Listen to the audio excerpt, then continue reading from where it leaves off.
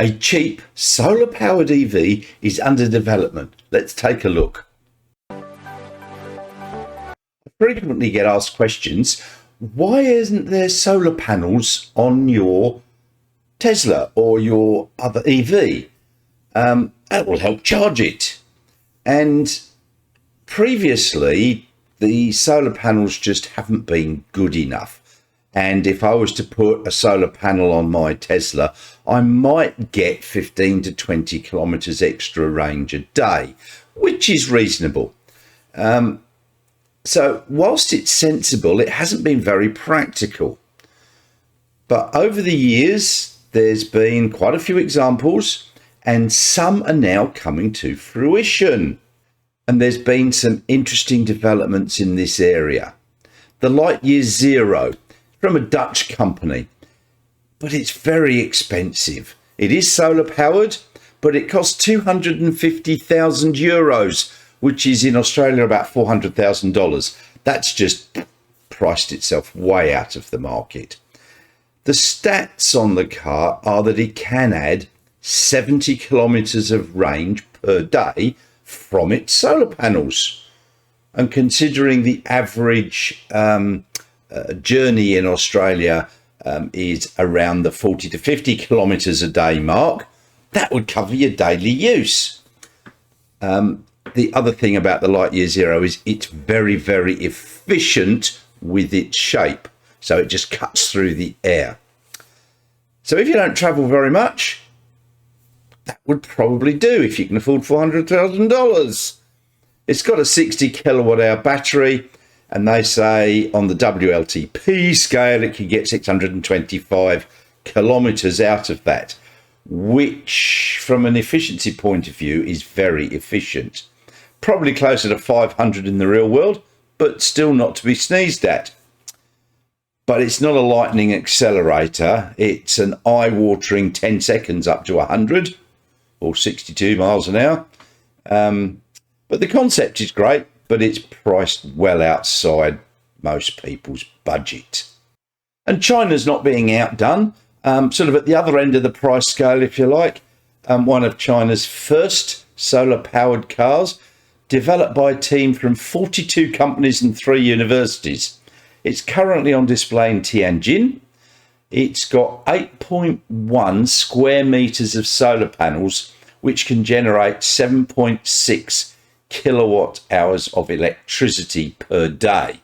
It's a compact car with a range under 75 kilometers and a top speed of under 80 kilometers per hour, which is about 50 miles an hour.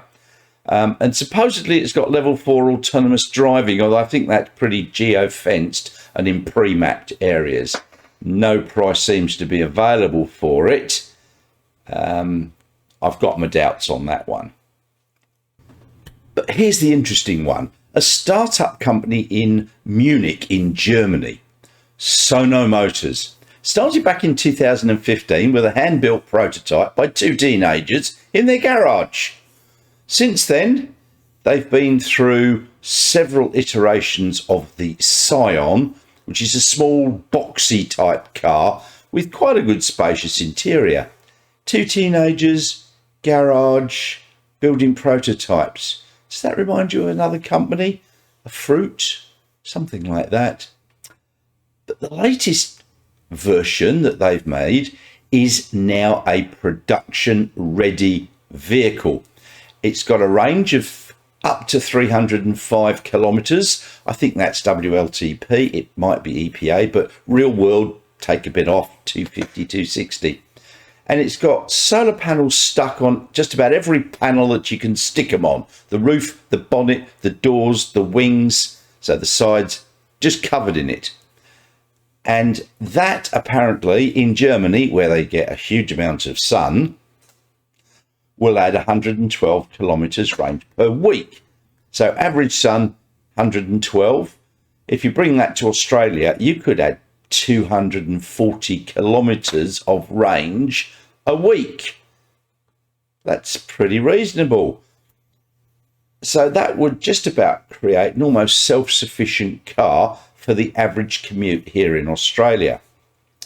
Now, the solar panels, as I've said, cover just about every surface, and it consists of 456 half cells. And these panels are covered with a robust scratch-resistant polymer and are capable of producing up to 1.2 kilowatts of power. It offers some flexible charging options as well. You can get fast DC charging up to 75 kilowatts. Not spectacularly brilliant, but not too bad. 11 kilowatts on AC. So DC 75, AC 11. But you can also plug it into your regular power point and get whatever out of that you can. Probably about 2 kilowatts on a 10 amp 240 volt socket. But here's another interesting thing. It's got bi-directional charging. So it can provide up to 3.7 kilowatts to household appliances via a standard plug. But wait, there's more. It can provide up to 11 kilowatts via a Type 2 plug, so you can charge another vehicle. And everybody will get a picture of it with a Tesla being charged. But that is quite a useful little feature. Now, it also comes with a Sono wall box, which you can purchase separately. And then your car can become a home storage system because it's bi-directional, offering up to 11 kilowatts discharge rate. So that's very nice. It's got a 54 kilowatt hour LFP battery.